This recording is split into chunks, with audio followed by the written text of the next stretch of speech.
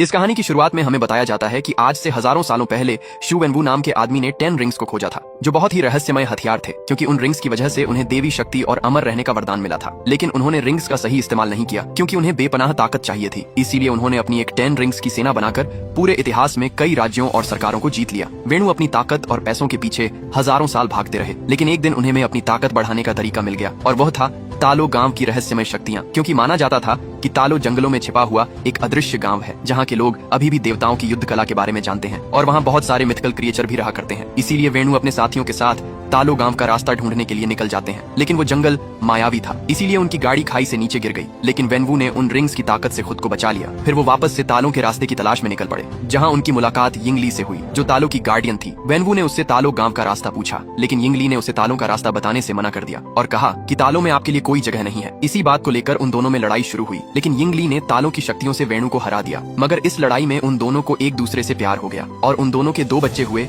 शंगची और श्यालिंग वेणु को अब अपना परिवार मिल गया था, इसीलिए उसने अब सब बुरे काम छोड़ दिए और उन रिंग्स को भी एक बॉक्स में बंद कर दिया। अब वो खुशी से रहने लगे थे। शांग अपनी माँ से पूछता है कि अगर डेड के रिंग्स इतने ताकतवर थे तो आपने उन्हें कैसे हरा दिया। तो यिंगली उसे बताती है कि जहाँ से मैं हूँ वहाँ के सभी लोगों को महारक्षक ड्रैगन की जादुई शक्तियों का वरदान मिला है, और जिस पर हमारे ड्रैगन की कृपा होती है वह कहीं बड़े बड़े कारनामे कर सकता है। यिंगली अपने बेटे को एक लॉकेट देती है और उसे कहती है कि जब भी तुम्हें लगे कि तुम रास्ते से भटक गए हो तो तुम्हें घर का रास्ता दिखाएगा, इसीलिए हमेशा इसे अपने पास रखना। अभी इनका पूरा परिवार खुश था, लेकिन एक दिन जब वेणु घर पर नहीं थे तभी आयरन गैंग के लोग उनके घर पर आ गए। क्योंकि वेणु ने पहले उन्हें मिटाने की कोशिश की थी, इसलिए वह अब अपना बदला लेना चाहते थे। यह देखकर यिंगली ने शंगची और श्यालिंग को अंदर भेज देती है। फिर यिंगली आयरन गैंग का सामना करने के लिए तैयार हो जाती है। लेकिन अब यिंगली के पास अपनी पावर नहीं थी, क्योंकि उसने वेणु से शादी करने के लिए अपनी सारी शक्तियां त्याग दी थी, इसलिए वह आयरन गैंग का सामना नहीं कर पाती। वेणु जब घर आकर यिंगली की लाश देखता है तो अंदर से पूरी तरीके से टूट जाता है, और अब वो वापस उन रिंग्स को पहनकर नरसंहार करना शुरू कर देता है। अब वो शंगची को भी मार्शल आर्ट की ट्रेनिंग देना स्टार्ट कर देता है,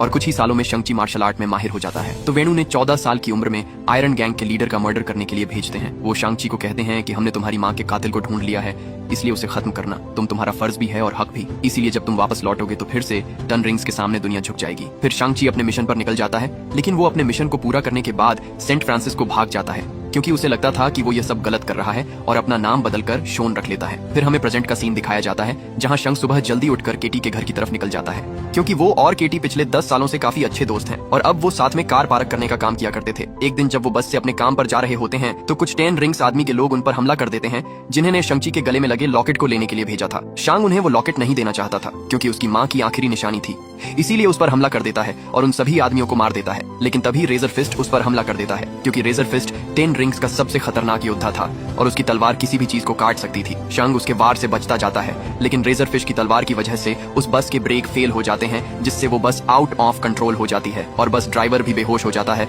तो केटी बस को चलाने लगती है और शांग रेजर फिस्ट से लड़ने लगता है, लेकिन रेजर फिस्ट की तलवार की वजह से बस के 2 हिस्से हो जाते हैं। यह देखकर शांग सभी लोगों को दूसरी साइड पर ले जाता है, और वो रेजर फिस्ट को धक्का देकर बस के बैक साइड में पटक देता है, जिससे वो डिब्बा अलग होकर क्रैश हो जाता है। लेकिन रेजर फिस्ट शंगची से रॉकेट लेने में कामयाब हो गया था। फिर दिखाया जाता है कि जब शंग घर वापस आता है तो मकाओ जाने की तैयारी करने लगता है, क्योंकि उसे पता था कि उसकी माँ ने उसकी बहन को भी सेम लॉकेट दिया था, इसीलिए उसे हासिल करने के लिए उसके पीछे जरूर जाएंगे। केटी शंग से पूछती है कि ये सब क्या चल रहा है और तुम कौन हो। तो शांग उसे बताता है कि जिन गुंडों ने हम पर हमला किया था वो गुंडे मेरे डैड ने भेजे थे, और अब वो मेरी बहन पर अटैक करेंगे, इसीलिए अब मुझे जाना ही होगा, क्योंकि ये मेरी बहन का सवाल है। केटी से कहती है कि मैं भी तुम्हारे साथ चल रही हूँ। फिर वो दोनों प्लेन से मकाओ जाने के लिए निकल जाते हैं, जहाँ रास्ते में शांग केटी को अपनी सारी स्टोरी बताता है, लेकिन उसे झूठ कहता है कि मैंने वो मिशन पूरा नहीं किया। वो दोनों मकाओ पहुंचते हैं, जहाँ वो इलीगल फाइट क्लब में जाते हैं, क्योंकि श्यालिंग ने उसे जो पोस्ट कार्ड भेजा था उस पर यही का एड्रेस था। शांग केटी के साथ लिफ्ट से ऊपर जाता है, लेकिन धोखे से शांग से कॉन्ट्रैक्ट शांगो 9 करवा लिया जाता है, क्योंकि शांग ने बस में जो फाइट की थी उसका वीडियो वायरल हो गया था, इसलिए उसे फाइट के लिए तैयार करते हैं, क्योंकि उनकी एक कंपनी डार्क वेब पर लाइव स्ट्रीम करती थी,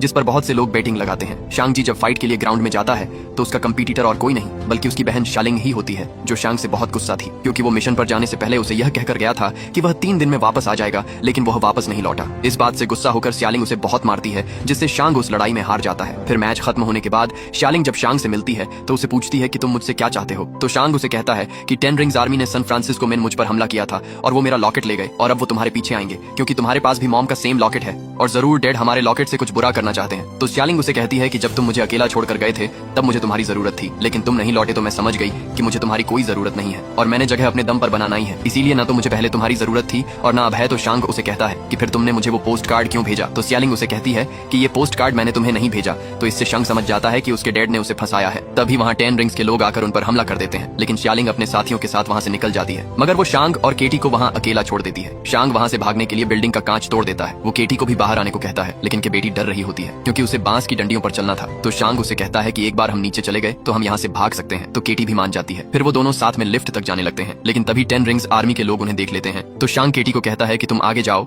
मैं इन्हें रोकता हूँ। फिर शांग सभी लोगों से लड़ने लगता है। केटी जब आगे जाने लगती है तो एक फाइटर उस पर अटैक करके उसे नीचे गिरा देता है, लेकिन तभी शेलिंग वहाँ आकर उसे बचा लेती है। फिर श्यालिंग और शांग साथ में रिंग्स आर्मी के साथ लड़ने लग जाते हैं। शांग शेलिंग से कहता है कि तुम तो हमें मरने के लिए छोड़ गई थी। तो शेलिंग उसे कहती है कि अब तुम समझ गए होंगे कि जब कोई मुसीबत के वक्त तुम्हें छोड़कर चला जाता है तो कैसा लगता है। फिर वो दोनों मिलकर उन सभी आदमियों को मार देते हैं। तभी वहाँ 10 रिंग्स आर्मी का सबसे खतरनाक आदमी डेथ डीलर आता है, जो शेलिंग पर अटैक करके उससे न लॉकेट लेकर चला जाता है। यह देखकर शांग डेथ डीलर के पीछे जाता है और उसे वहाँ से भागने से रोक लेता है। उन दोनों के बीच फाइट स्टार्ट होती है, लेकिन शांग में सालों का गुस्सा भरा हुआ था। जब डेथ डीलर ने उसे टॉर्चर किया था इसलिए उसे पकड़कर मारने लगता है, लेकिन तभी शांग के डैड वहाँ आकर उसे रोक लेते हैं। वो शांग को कहते हैं कि मुझे तुम्हारी बहुत याद आई। फिर वो उन सभी को लेकर घर जाते हैं, जहाँ 10 रिंग्स आर्मी उनका स्वागत करती है। शेलिंग केटी को अपने रूम में लेकर जाती है, जहाँ केटी शेलिंग से पूछती है कि क्या तुम्हारे डैड हमें भी मार देंगे। तो शेलिंग उसे कहती है कि अगर तुम चुपचाप रहोगी तो डैड भूल जाएंगे कि तुम यहाँ हो, क्योंकि माँ के जानने के बाद वो पूरी तरीके से बदल गए हैं। उन्हें लगता था कि मैं उन्हें माँ की याद दिलाती हूँ, इसीलिए वो मेरी तरफ देखते भी नहीं थे। इसलिए मैंने अकेले ही मार्शल आर्ट की ट्रेनिंग करना शुरू की, क्योंकि मुझे लड़कों के साथ ट्रेनिंग अलाउ नहीं थी। इसीलिए मैंने उन्हें दूर से ही ट्रेनिंग लेते देखा और सब कुछ उनसे बेहतर सीखा। तो केटी उसे पूछती है कि तुमने घर कब छोड़ा। तो उसे बताती है कि 16 की उम्र में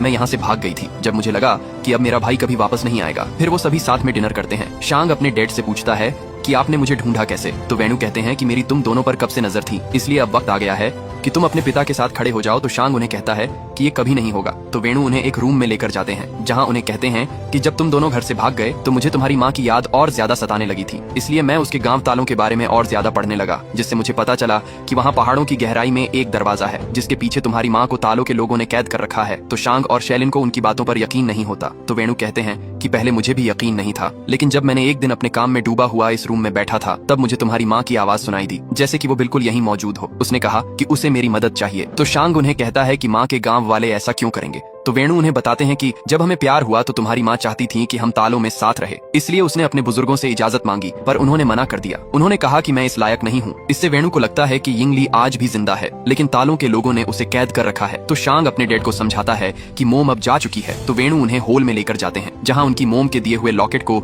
जैसे ही ड्रैगन की आंखों में लगाते हैं तो उसमें से बहुत सारा पानी निकलकर अचानक से फ्रीज हो जाता है, और जब वो पानी जैसे ही नीचे गिरता है तो उसमें से एक रास्ता बनने लगता है। तो वेणु उन्हें बताते हैं कि तालों का रास्ता एक भूल भुलैया है, लेकिन जंगल के बीच एक सीधा रास्ता भी है जो साल में सिर्फ एक बार एकादशी के दिन खुलता है, लेकिन उसके लिए पता होना चाहिए कि रास्ता कब और कहाँ खुलेगा, और अब मुझे दोनों पता है। फिर वो अपनी पूरी 10 रिंग्स आर्मी को कहते हैं कि आज से 3 दिन बाद हम मेरी वाइफ को उसकी कैद से आजाद करवाकर घर वापस लाएंगे। फिर वो शांग से कहते हैं कि मैं इसलिए तुम्हें यहाँ लाया हूँ ताकि तुम अपनी माँ को घर लाने में मदद कर सको। तो शेलिंग उन्हें कहती है कि अगर गांव वालों ने आपको रोकने की कोशिश की तो आप क्या करेंगे। तो वेणु कहते हैं कि अगर उन्होंने ऐसा किया तो पूरा गांव जलकर खाक हो जाएगा। तो शांग उन्हें कहता है कि इन बेकार की बातों से आप मोम के गांव में नहीं घुस सकते। तो वेणु गुस्सा होकर शांग और शेलिंग पर अटैक कर देते हैं और उन्हें जेल में कैद करने का ऑर्डर दे देते हैं। वेणु जब अपने रूम में जाते हैं तो उन्हें वापस से यिंगली की आवाज सुनाई देती है। वो उन्हें कहती है कि हम सब जल्द एक साथ होने वाले हैं। वहीं शांग, शेलिंग और केटी को जेल में बंद कर दिया जाता है, जहाँ शांग उन दोनों को कहता है कि अगर हम डेट से पहले तालों नहीं पहुंचे तो फैमिली की बची कुछ निशानियां भी खत्म कर देंगे। तभी उन्हें वहाँ कुछ आवाजें सुनाई देने लगती हैं, और जब वो उस तरफ जाते हैं तो देखते हैं कि वहाँ एक कलाकार होता है जिसका नाम ट्रेवर स्लेटरी होता है। ट्रेवर उन्हें अपनी स्टोरी बताता है कि कुछ समय पहले एक प्रोड्यूसर ने उसे टेररिस्ट का रोल दिया था, लेकिन वो ट्रेवर को बेवकूफ बना रहा था क्योंकि वो प्रोड्यूसर खुद ही एक टेररिस्ट था। इसलिए जब ट्रेवर ने टेररिस्ट का रोल किया तो पुलिस को लगा कि वो एक टेररिस्ट है, इसलिए उन्होंने उसे पकड़कर जेल में डाल दिया, और उसके बाद वेणु ने उसे वहाँ से छुड़वाया ताकि वो उसे मार सके। लेकिन जब ट्रेवर ने उनके सामने परफॉर्म किया तो उनका दिल पिघल गया, और तब से ही ट्रेवर उनके लिए हर हफ्ते शो करता है। तभी वहाँ एक मिथिकल क्रिएचर आ जाता है जिसे देखकर केटी और शांग काफी डर जाते हैं क्योंकि उसका सिर नहीं होता। तो ट्रेवर उन्हें बताता है कि ये मोरिस है और ये मुझसे बातें कर सकता है। फिर ट्रेवर उन्हें कहता है कि मोरिस कह रहा है कि ये तुम्हें तुम्हें जानता है क्योंकि ये तुम्हारी मोम के साथ तालों में बड़ा हुआ था, लेकिन तुम्हारे पिता ने मायावी जंगल में रास्ता ढूंढते वक्त इसे वहाँ से चुरा लिया था और अब ये चाहता है कि तुम इसे घर ले जाओ। तो शांग उन्हें कहता है कि अगर मेरे बस में होता तो मैं इसे वापस जरूर लेकर जाता, लेकिन मेरे डैड के हिसाब से वो रास्ता सिर्फ साल में एक ही बार खुलता है। तो ट्रेवर कहता है कि मोरिस कह रहा है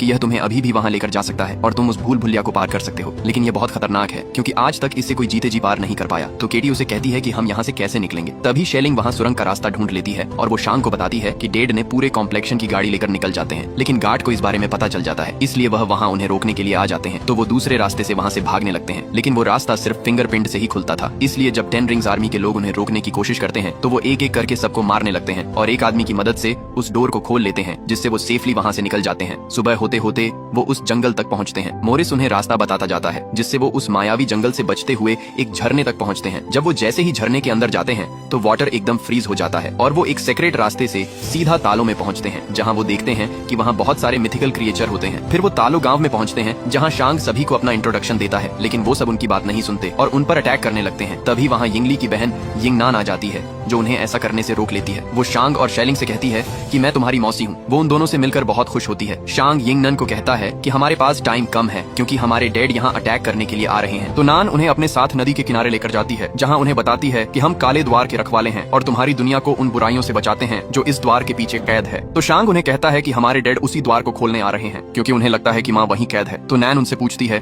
कि उन्हें ऐसा क्यों लगता है। तो शेलिंग उन्हें बताती है कि उन्हें मदद मांगते हुए माँ की आवाज सुनाई देती है। तो फिर वो उन्हें तालों के इतिहास के बारे में बताती है कि हमारा गांव तालों की सृष्टि का एक छोटा सा हिस्सा है, लेकिन यह सृष्टि बहुत विशाल है क्योंकि यहाँ ऐसे शहर हैं जो पूरे ब्रह्मांड से बेहतर हैं। फिर वो उन्हें बताती है कि हजारों सालों पहले तक हमारे लोगों के बीच शांति और समृद्धि थी, लेकिन उस शांति को अंधेरे के हेवान ने भंग कर दिया क्योंकि वो अपने साथ पूरी आत्मा भक्षक की फौज लाया था। उसके रास्ते में जो भी इंसान आता उसकी फौज उसे निकल जाती और हर आत्मा के साथ उसकी शक्ति बढ़ती जाती, जिससे उसने हमारी दुनिया को खत्म कर दिया। फिर वो तुम्हारी दुनिया का विनाश करने के लिए आगे बढ़ा। तब तुम्हारी दुनिया को नष्ट होने से बचाने के लिए हमारे तालों के नेताओं ने अपने सबसे शूरवीर को भेजा, लेकिन हमारे पूर्वज उन काली शक्तियों के सामने नहीं टिक पाए। फिर एक दिन महारक्षक ड्रैगन ने हमारी मदद की और हमारी हार को जीत में बदल दिया। उन्होंने हमारे साथ मिलकर उस अंधेरे के हैवान और आत्मा भक्षकों की फौज को इस काले द्वार के पीछे बंद कर दिया और हमारे महारक्षक की जादुई शक्तियों के वरदान से हम तालों के लोगों ने आज तक इस काले द्वार की रक्षा की है और करते रहेंगे। फिर वह उन्हें यह भी बताती है कि तुम्हारे पिता अकेले नहीं हैं जो इस द्वार को खोलना चाहते हैं, क्योंकि सदियों से काफी लोगों ने इस द्वार को खोलने की कोशिश की मगर वो नाकामयाब रहे। लेकिन उन सब में एक बात कॉमन थी कि उन सभी को ऐसी आवाज सुनाई देती थी जो उन्हें हर ख्वाहिश को पूरा करने का ख्वाब दिखाती थी। फिर वो उन्हें यह भी बताती है कि आत्मा भक्षक जानते हैं कि वो 10 रिंग्स की ताकत से आजाद हो सकते हैं, इसलिए वो तुम्हारे पिता को तुम्हारी माँ की आवाज में पुकार रहे हैं। फिर नैन शांग और शेलिंग को अपने पूर्वजों के रूम में लेकर जाती है, जहाँ उन्हें बताती है कि तुम्हारी माँ जानती थी कि तुम यहाँ जरूर आओगे, इसीलिए उसने मुझे पहले ही बता दिया था कि मुझे क्या तैयारी करनी है। फिर वो उन दोनों को उनके सूट देती है और उन्हें कहती है कि अपनी माँ को खोने के बाद हर बच्चा दुनिया में खुद को अकेला पाता है, लेकिन तुम अकेले नहीं हो, तुम हमारे इस परिवार की संतान हो और यहाँ तुम्हारा स्वागत है। फिर वो सब प्रैक्टिस करने लगते हैं। केटी भी तीर चलाना सीखने लगती है। वहीं शांग अपनी मौसी के पास जाता है और उनसे पूछता है कि मेरी माँ ने डेड को कैसे हराया था। तो फिर उसे वो तरीका सिखाने लगती है। वहीं वेणु अपने आदमियों से कहता है कि सुबह होते ही हम तालों के लिए रवाना होंगे क्योंकि सुबह होते ही तालों का रास्ता खुलेगा। वहीं शांग काफी परेशान होता है, उसे पुरानी बातें याद आ रही होती हैं, जब आयरन गैंग के लोगों ने उसकी माँ को मार दिया था। इन सब से शांग काफी उदास हो जाता है। तभी केटी वहाँ आ जाती है तो शांग उसे कहता है कि मैंने तुमसे झूठ कहा था कि मैं अपनी माँ के कातिलों को नहीं मार पाया, क्योंकि मैंने सोचा था कि अगर मैं अपना नाम और पहचान बदल लूंगा तो शायद मैं वो भूल जाऊंगा जो हुआ था, लेकिन अगर आज मोम जिंदा होती तो वो मुझसे नफरत करती। तो केटी उसे कहती है कि इसमें तुम्हारी कोई गलती नहीं है, तुम्हारे डैड ने तुम्हें 7 साल की उम्र में किलर बनाना शुरू कर दिया था। तो शांग उसे कहता है कि मॉम की मौत के जिम्मेदार डैड है और अब वो उनका घर बर्बाद करने आ रहे हैं, इसलिए अब मैं उन्हें खत्म कर दूंगा क्योंकि यही उन्होंने मुझे सिखाया है। इसलिए शांग काफी सेड हुआ वहाँ से चला जाता है। फिर अगली सुबह सभी युद्ध के लिए तैयार हो जाते हैं और वेणु भी अपनी पूरी आर्मी के साथ वहाँ आ जाता है। वेणु शांग को कहते हैं कि तुम उन्हीं की मदद करने आ गए जिन्होंने तुम्हारी माँ को कैद किया है। तो नैन कहती है कि वो वहाँ नहीं है, वो एक हैवान है जो तुम्हें गुमराह करके सबका सर्वनाश करना चाहता है। तो वेणु उनकी बात नहीं सुनता और उन पर अटैक करने लगता है और उन सभी के बीच फाइट स्टार्ट होती है। वेणु उस द्वार को खोलने के लिए आगे बढ़ता है तो शांग उन्हें रोकने जाता है। तो वेणु से कहते हैं कि तुम मुझसे अकेले लड़ने की बेवकूफी करोगे। तो शांग उन्हें कहता है कि मैं आपसे नहीं डरता। फिर उस पर अटैक कर देते हैं और उसे कहते हैं कि तुम तो पूरी जिंदगी मुझसे डर कर भागते रहे, तुम वहीं थे जब वो तुम्हारी माँ को मारने आए, लेकिन तुमने कुछ नहीं किया। तो शांग उन्हें कहता है कि माँ के बाद हमें आपकी जरूरत थी, लेकिन आपने हमें छोड़कर उन रिंग्स को चुना। यह कहकर उन्हें मारने लगता है। फिर शांग उन्हें कहता है क्या आपको लगता कि माँ आपके पास वापस आ जाए, लेकिन क्या वो आप जैसे इंसान के पास वापस आना चाहेगी। तो इससे गुस्सा होकर शांग पर सारी रिंग से अटैक कर देते हैं, जिससे शांग दूर पानी के अंदर चला जाता है। फिर वेणु उस द्वार की तरफ बढ़ते हैं क्योंकि अभी भी उन्हें यिंगली की मदद मांगती हुई आवाजें सुनाई दे रही थी। वो उस द्वार को तोड़ने के लिए रिंग से अटैक करने लगते हैं, जिससे उस द्वार में से आत्मा भक्षक भान निकलने लगते हैं। शेलिंग सभी को कहती है कि अगर हम साथ मिलकर नहीं लड़े तो सब के सब मारे जाएंगे क्योंकि तुम्हारे हथियार उनके सामने बेकार हैं। तो रेजर फिस्ट उन्हें कहता है कि हमें तुम्हारी मदद नहीं चाहिए, हम नाम 10 रिंग्स हैं, तभी आत्मा भक्षक डेड डीलर की आत्मा को निकालकर उसे मार देता है। 10 रिंग के लोग उसे बचाने की बहुत कोशिश करते हैं, लेकिन उनके हथियारों का उस पर कुछ असर नहीं होता। आत्मा भक्षक रेजर फिस्ट पर भी हमला कर देते हैं, लेकिन नैन उसे अपने हथियार की मदद से बचा लेती है, क्योंकि सिर्फ तालों के हथियारों से ही उन्हें मारा जा सकता था, क्योंकि उनके हथियारों पर ड्रैगन की खाल लगी हुई थी। इससे अब रेजर फिस्ट भी समझ जाता है कि वो अकेले उनका सामना नहीं कर सकते, इसीलिए उनका साथ देने के लिए तैयार हो जाते हैं। वहीं वह आत्मा भक्षक आत्माओं को लेकर काले द्वार के पीछे जा रहे होते हैं, ताकि वह अंधेरे के हैवान की ताकत बढ़ा सके। नैन शेलिंग को बताती है कि अगर अंधेरे के हैवान की ताकत और ज्यादा बढ़ गई तो उसे कोई रोक नहीं पाएगा। फिर वो सभी हथियार लेकर उन आत्मा पक्षकों का सामना करने के लिए पानी की तरफ जाने लगते हैं। वहीं शांग उस पानी में डूब रहा होता है, तभी उसे अपने बचपन की बातें याद आने लगती हैं, जब उसकी मोम ने उसे कहा था कि डरो मत, ड्रैगन का आशीर्वाद हमेशा तुम्हारे साथ है और तुम मेरे और तुम्हारे डेड के अच्छाई का हिस्सा हो, इसीलिए जो भी हमने तुम्हें दिया है उसे दिल से अपना लो। तभी शांग की आंख खुल जाती है और महारक्षक ड्रैगन भी गहराई से निकलकर उसके सामने आ जाता है। वहीं वेणु अभी भी उस गेट को तोड़ने की कोशिश कर रहे थे, क्योंकि उन्हें अभी भी यिंगली की आवाजें सुनाई दे रही थीं। वहीं अब सभी मिलकर उन आत्मा भक्षकों पर हमला कर रहे होते हैं और तभी शांग भी ड्रैगन पर बैठकर बाहर आ जाता है और वो ड्रैगन भी उनकी मदद करने लगता है। तभी नान शांग से कहती है कि तुम्हें अपने पिता को रोकना होगा, तो शांग अपने डेड के पास जाकर उन पर अटैक कर देता है। वो उन्हें समझाता है कि माँ वहाँ नहीं है, लेकिन वेणु उसकी बात नहीं सुनते और उन दोनों में फाइट होने लगती है। शांग अपनी माँ की बचपन में सिखाई हुई स्किल का यूज करता है, जिससे वो 5 रिंग्स को अपनी तरफ कर लेता है और वो वापस फाइट करने लगते हैं। वेणु वो अपनी 5 रिंग से शांग पर अटैक कर देते हैं, लेकिन शांग ची भी खुद को रिंग की मदद से बचा लेता है और अब वो सारी रिंग्स को अपने वश में कर लेता है, लेकिन वो अपने डेड पर उन रिंग से अटैक नहीं करता और उन्हें नीचे फेंक देता है। वेणु शांग से कहते हैं कि मुझे उसे बचाना ही होगा, क्योंकि वो मुझे पुकार रही है। तो शांग उन्हें कहता है कि काश ये सच होता। तभी अंधेरे का हैवान बाहर आ जाता है और वो वेणु और शांग के ऊपर अटैक करने लगता है, लेकिन वेणु उन रिंग्स की मदद से शांग को बचा लेते हैं, लेकिन वो ड्रैगन वेणु को पकड़ लेता है और वो उनकी सोल को खींचने लगता है। अब वेणु भी समझ गए थे कि वो गलत था, इसीलिए अपनी रिंग्स को शांग को दे देता है और उस ड्रैगन के हाथों मारे जाते हैं। तभी वो हैवान शांग पर अटैक करने लगता है, लेकिन तभी शेलिंग ड्रैगन पर बैठकर अंधेरे के हैवान पर अटैक कर देती है, जिससे वो हैवान इंसर्ट हो जाता है। क्योंकि अभी उसकी शक्तियां कम थी, इसीलिए वो और लोगों की सोल खींचने के लिए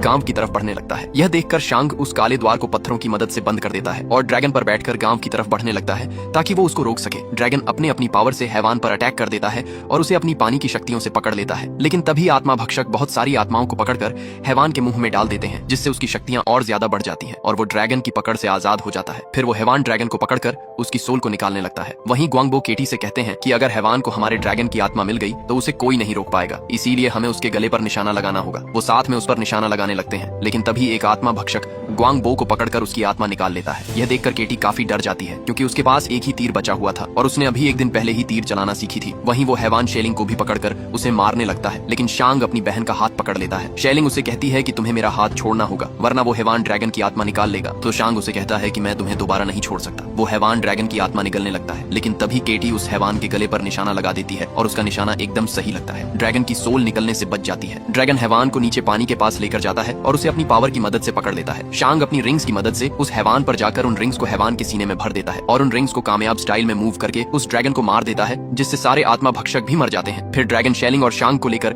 किनारे पर आ जाता है, लेकिन इस लड़ाई में बहुत से लोग मारे जाते हैं। फिर रात को वो उन सभी लोगों को सम्मान देते हैं जिनकी वजह से उन्होंने नया सवेरा देखा था, और अब वो ड्रैगन वापस आसमान में लौट जाता है, क्योंकि अब अंधेरे के हैवान का अंत हो चुका था। फिर हमें दिखाया जाता है कि शांग और केटी वापस सैन फ्रांसिस्को जाकर अपनी ये स्टोरी अपने दोस्तों को सुना रहे होते हैं, लेकिन उन्हें उनकी बातों पर यकीन नहीं होता और उनसे पूछते हैं कि अगर यह सच है तो तुम्हारी बहन कहाँ गई। तो शांग उन्हें कहता है कि वो तो घर गई है मेरे डैड के गैर कानूनी धंधे बंद करवाने के लिए, लेकिन उन्हें उनकी बातों पर यकीन नहीं होता। तभी वहाँ वंग उन्हें लेने के लिए आ जाते हैं। वंग शांग से पूछता है कि क्या तुम्हारे पास अभी भी वो रिंग्स हैं? तो रिप्लाई में शांग उन्हें कहता है कि अभी भी मेरे पास वो रिंग्स है। फिर शांग और केटी वंग के साथ वहाँ से चले जाते हैं। ये देखकर वहाँ सभी शॉक्ड हो जाते हैं और यहीं पर ये मूवी एंड हो जाती है।